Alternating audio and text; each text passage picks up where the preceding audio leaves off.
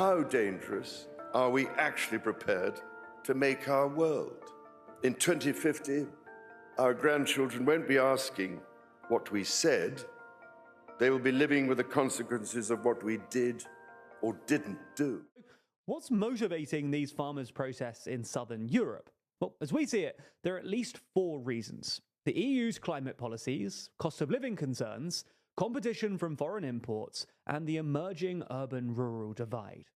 Farmer protests are spreading across the world. There is a farmer protest going on right now in India as well. There is a planned march on Delhi later in February. This is a global trend that should no longer be ignored because the only outcome of governments controlling small farmers is the absolute control of our food supply. And we all understand what it may lead to. Controlled food supply leads to artificial food shortages and possibly even famines in developing nations. And it's likely safe to assume that substantial increases in food prices will be the result of these government regulations. So something to be aware of. A lot. After 5 years of a lot of legislation, every single month we have a new one from the European Commission, and this should stop. We cannot accept more laws, even when the third countries, they don't respect the same rules that EU farmers. That's a real point. At moments, this felt more like a mob than a movement. Well, there's real anger and frustration here, and you can see it in these clashes between the farmers and the police. They have been demanding some kind of response from European governments, and so far, they're not happy with what they've got. Thousands of farmers are marching towards India's capital after talks with the government over their demands for assured prices for crops failed.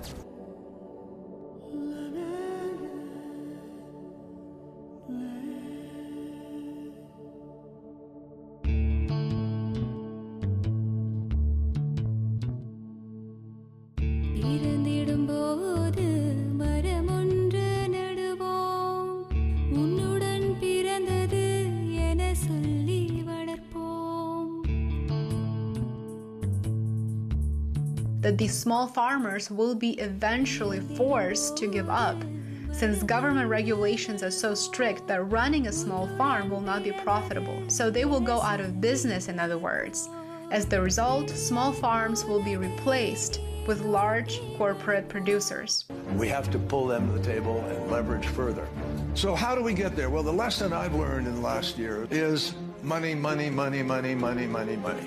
Agriculture contributes about 33% of all the emissions of the world, depending a little bit on how you count it, but it's anywhere from 26 to 33. And we can't get to net zero. We don't get this job done unless agriculture is front and center as part of the solution. But with a growing population on the planet, we just crossed the threshold of 8 billion fellow citizens around the world. We just crossed that in this last year. Emissions from the food system alone are projected to cause another 0.5 degree of warming by mid-century on the current course that we are today.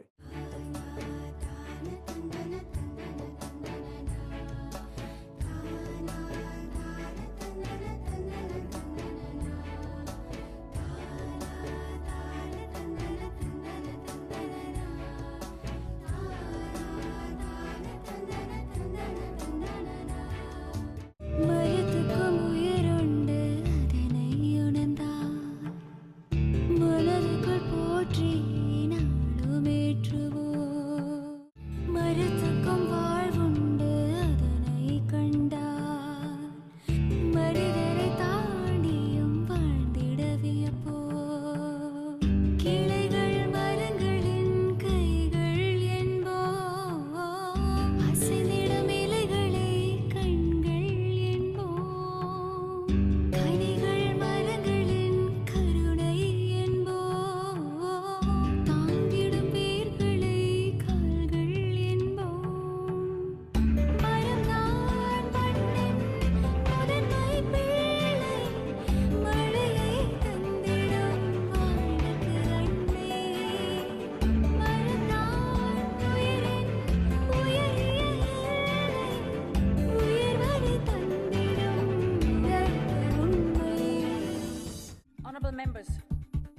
While the European Council was in session, farmers from across Europe were taken to the streets.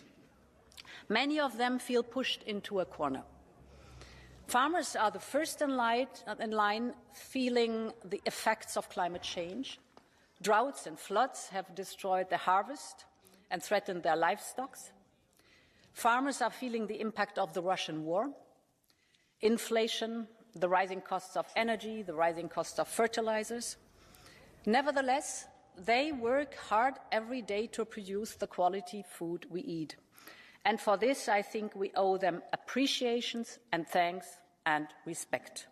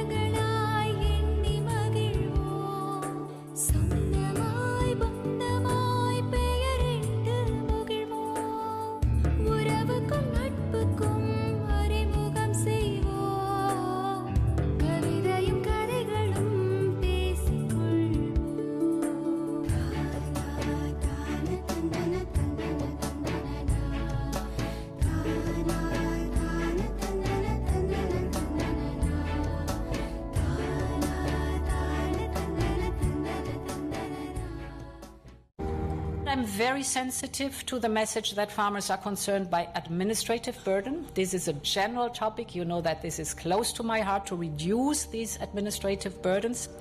So we will work with the Belgian presidency on a proposal that we then will present ready in time before the next Agricultural Council to work on reducing these administrative burdens.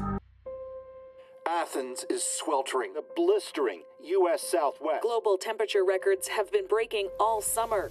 The air is unbreathable. The heat is unbearable. More than hot enough to cause serious harm to human health. Temperatures are now set to climb even higher. Now, July is on track to be the hottest month in recorded history. The hottest month became the hottest year, 2023.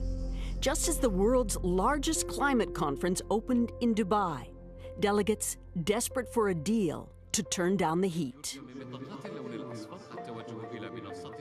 Prime ministers and presidents, top diplomats, and a sprinkling of kings kicked off what was supposed to be one of the most consequential climate meetings in nearly a decade. In order to address climate change, we need to be talking about the cause of climate change. It is so decided. Leaders say they're making progress, but are they?